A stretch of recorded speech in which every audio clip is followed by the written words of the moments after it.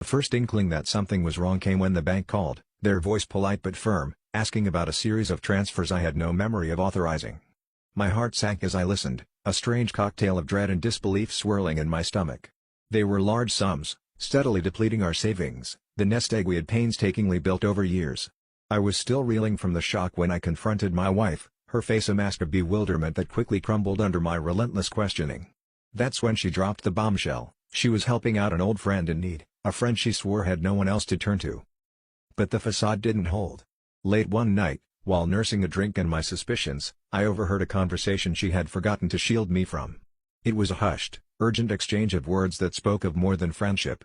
The pieces clicked together in an agonizing moment of clarity. She was funding her lover's failing business, pouring her hard-earned money into a doomed venture driven by desire, not prudence. My world tilted on its axis, the betrayal cutting deeper than any financial loss ever could. I was caught in a storm of emotions, anger, humiliation, and an overwhelming sense of being duped. We fought, words sharp and raw, tearing at the fragile threads that still held us together. I demanded answers, explanations that could justify this madness, but what I got were excuses that rang hollow in the harsh light of her deceit. The magnitude of her betrayal was staggering, her loyalty to this man eclipsing the vows we had exchanged. Each revelation was a fresh wound, her defenses a flimsy shield against the truth I could no longer ignore.